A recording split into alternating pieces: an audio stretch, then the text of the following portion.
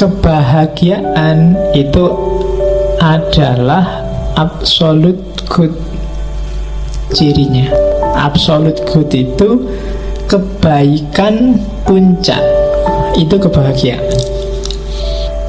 Tidak ada lagi yang dituju selain itu.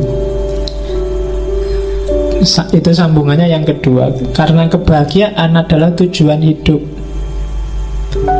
Apapun yang kamu lakukan dalam hidupmu, katanya Farabi, sebenarnya kan sasaran tembaknya cuma satu. Kamu ingin bahagia, entah kamu sadari apa enggak. Enggak ada orang yang nyari susah selama dia masih waras. Kecuali enggak waras. Cita-citamu apa? Saya ingin stres, Pak. Enggak ada.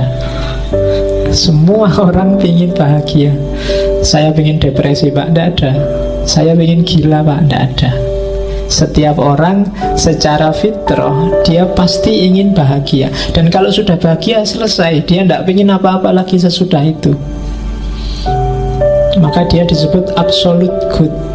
Kebajikan puncak itu kebahagiaan. Kamu jujur, kamu tekun, kamu rajin, kamu sabar. Itu kan sebenarnya finalnya adalah dengan tekun, rajin, sabar, kamu ingin bahagia. Oke, dan memang Allah merancang manusia untuk biar dia bahagia. Tujuan Allah bikin kita di bumi ini kan untuk biar kita bahagia. Allah ingin kita seneng. Makanya Allah ngasih banyak fasilitas yang cocok untuk kita hidup. Dan bumi dan isinya ini kan pas banget untuk kita hidup. Kenapa sih kok Allah sempet-sempetnya ngasih kita yang pas luar biasa untuk hidup kita? Karena Allah ingin kita bahagia. Apa-apa mudah, apa-apa tersedia. Kalau ada yang kurang kok ndak ada, biasanya karena pokal kita sendiri. Tapi Allah menyediakan full. Dan nggak ada bayarannya, gratis. Kalian dikasih tangan cuma 2, dikasih kaki 2, dan itu pas. Dan dikasih akal. Akal itu kan luar biasa. Nggak ada hewan yang dikasih akal selain manusia. Jadi ya kan kita kan hewan jenisnya, hewan yang berpikir. Jadi Tuhan menciptakan kita itu untuk bahagia. Maka barang siapa galau, bete, sumpek, sedih, kamu sebenarnya sedang melecehkan Tuhan. Kamu sebenarnya sedang menyinggung perasaannya Tuhan. Sudah dikasih macam-macam kok kamu masih bete, kamu masih galau. Itu yang bikin kemarin waktu kamu kecil, waktu kiai-kiaimu selalu bilang bahwa bersyukurlah. Dengan syukur nikmatmu akan ditambah.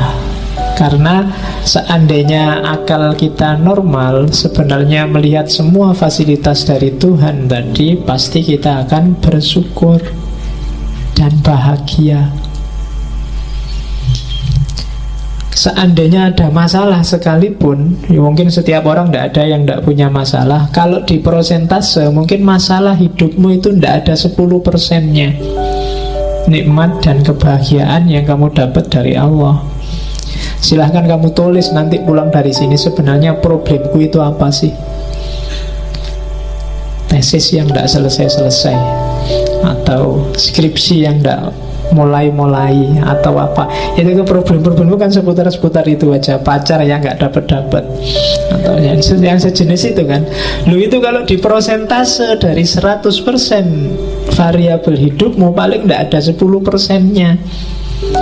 Kamu masih bisa makan enak, masih bisa mandi seger, masih bisa minum teh manis, masih bisa. Banyak orang yang manis saja nggak boleh, teh juga nggak boleh, air putih banyak-banyak nggak boleh, ya kan? Tidur nggak bisa, ngerokok padahal pingin nggak boleh. Banyak yang kayak gitu. 80% hidupmu dan dengan 20% masalah, itu ya tetap kamu harus bersyukur. Maka katanya Farabi, enggak, Allah menciptakan kita untuk bahagia. Maka jangan bikin dia tersinggung. dengan kamu tiap hari mengeluh, saya bete, saya galau, aku lagi ndak mood, aku lagi ini. Padahal apa sih yang gak dikasihin Allah padamu? Tahsilus sa'adah. Jadi capailah kebahagiaan biar Allah seneng. Kayak kalian itu loh, kalau ngasih seseorang, bantu seseorang, dan yang dibantu kok terus alhamdulillah sampean bantu sekarang hidupku beres, aku urusanku selesai semua, yang bantu kan juga seneng. Tapi kalau kamu bantu orang, yang dibantu merengut, terus sumpah, terus iya sih terima kasih dibantu, tapi yo masalahku masih banyak, itu yang bantu juga jadinya nggak enak hati. Jadi bahagialah. Allah menciptakan kita untuk bahagia. Tidak usah terlalu dipikir masalahmu yang hanya 10-5% itu. Kalau ada solusi ya diambillah solusi itu. Kalau nggak ada ya dipikir lagi. Kalau buntu ya dinikmati aja masalahnya. Itu lebih enak. Kan sekarang biasanya yang bikin kamu sumpek kan nyari jalan keluar. Saya nyari jalan keluar nggak nemu-nemu Pak. Ya sudah, kalau nggak nemu ya nggak usah dicari. Oh nggak nemu, dinikmati aja masalahnya.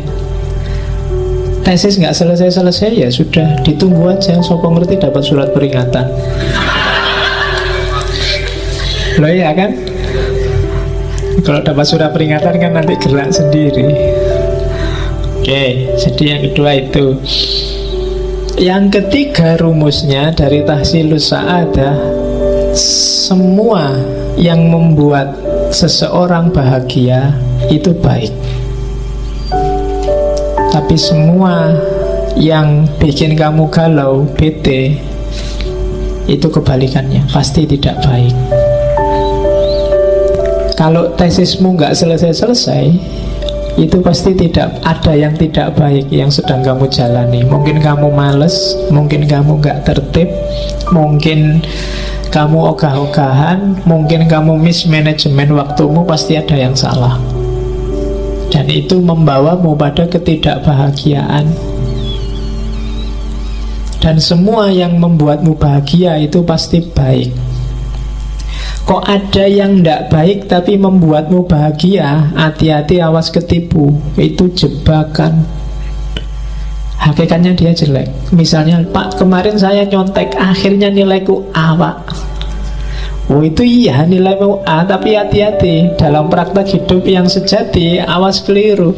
Misalnya kamu harusnya levelmu nggak IP 4, tapi IP-mu 4. Orang anggap kamu pinter, padahal ternyata enggak. Itu bahayanya, silahkan dinikmati sendiri. Banyak bahayanya, panjang. Jadi pokoknya yang bikin kamu bahagia pasti baik. Kok kamu bahagia dengan hal yang tidak baik, itu sebenarnya bukan bahagia, atau sebenarnya itu nikmat sementara, ladzat tadi. Tapi resiko tidak bahagianya sangat panjang.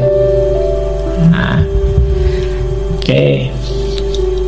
Saya tidak sholat tidak apa-apa itu Pak, aku tidak puasa biasa aja kan, tidak masalah. Allah juga nggak cerewet, nggak marah-marah. Nah, iyalah, kamu ngitungnya sekarang,